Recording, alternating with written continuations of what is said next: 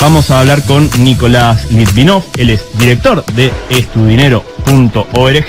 Bueno, vamos a hablar con Nicolás Litvinov, director de Estudinero. Con el licenciado Nicolás Litvinov, él es economista, fundador y presidente de Estudinero.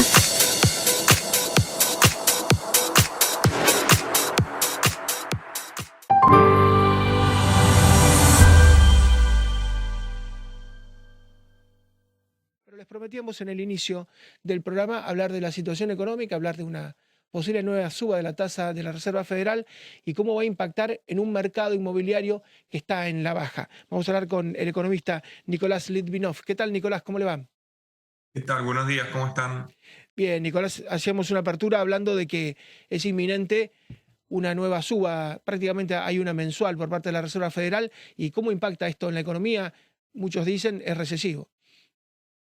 Sí, hay que ver la suba si va a ser de medio punto porcentual o 3/4 puntos. Pareciera que el mercado está descontando 3/4 puntos.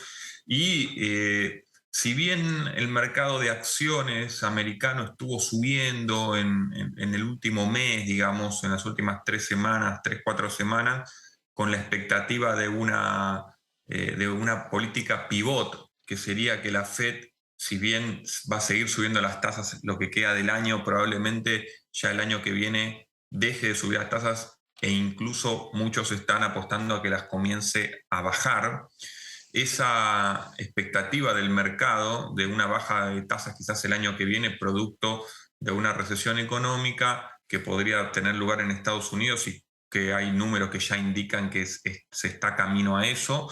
Bueno, esa expectativa favorable ahora se está viendo un poquito cuestionada por la suba que está teniendo nuevamente el petróleo en los últimos días, al igual que algunos precios de los commodities agrícolas sobre todo, y empiezan las dudas sobre si el tema de la inflación en Estados Unidos está superado, como se pensaba a raíz del número positivo de inflación que se conoció referido al mes pasado, o si todavía eso fue un descanso y la situación en términos de precios será parecida a lo que está pasando ahora en Europa, sobre todo en Inglaterra, con saltos muy fuertes, o si por el contrario se puede esperar un descanso de esos saltos inflacionarios.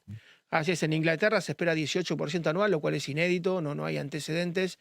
Habría que irse casi a la Segunda Guerra Mundial para encontrar algo parecido. La inflación mayorista en Estados Unidos es muy fuerte, pero yo te hablaba en el principio del mercado inmobiliario porque se ha frenado, ¿no? Ha sido la peor venta de propiedades, así como hubo 6 meses de recesión, de enero prácticamente a junio, que ha ido bajando el Producto Bruto. Hay 6 meses de merma en la cantidad de unidades vendidas, han sido 511.000 en el mes de julio, son 6 meses consecutivos de baja.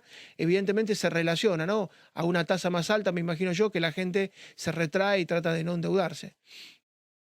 Exactamente, sí, cuando el Banco Central de Estados Unidos sube las tasas, justamente lo hace para enfriar la economía, ¿no? Que es, digamos, la lucha que puede tener en términos de herramientas monetarias para frenar, en este caso, la suba de precios, la suba de precios.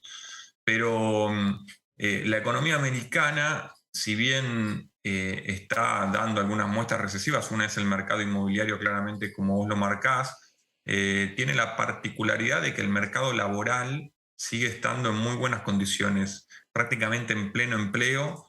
El mercado laboral sigue estando muy fuerte, hay más posiciones pedidas que gente que busca trabajo en determinadas áreas importantes, y eso hace que, como dijo Powell, el presidente de la Fed, la economía americana, sostenida por un mercado laboral muy vigoroso, esté resistiendo los embates de recesión. Ya tenemos 2 trimestres con PBI en descenso, o sea que técnicamente se podría decir que estamos en una recesión.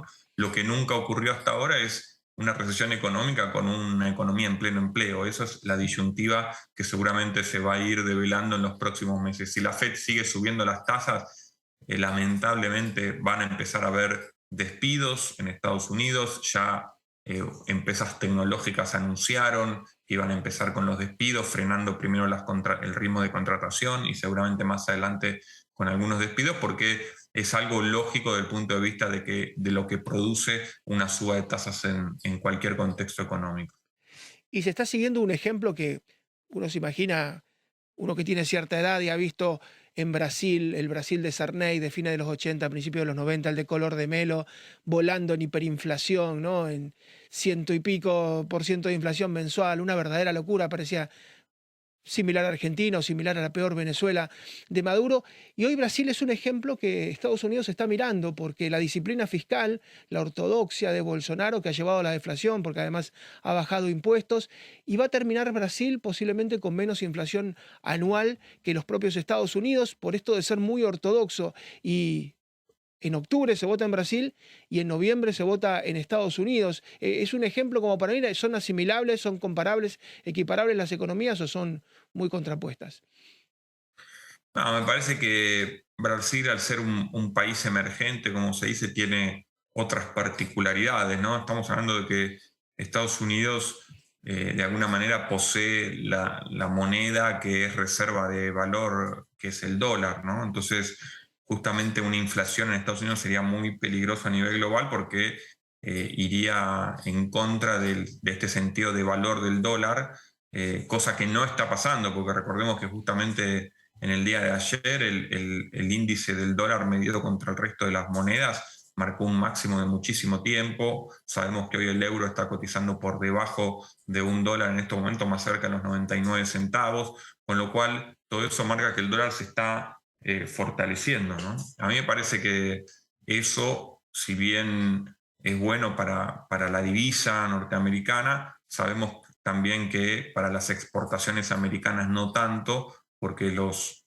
precios internacionales de las exportaciones americanas empiezan a encarecerse en Europa, pero también en el resto del mundo, porque el dólar está apreciándose, y eso es otra de las razones que podría empujar a una recesión a la economía americana, quizás en el primero o segundo trimestre del año que viene.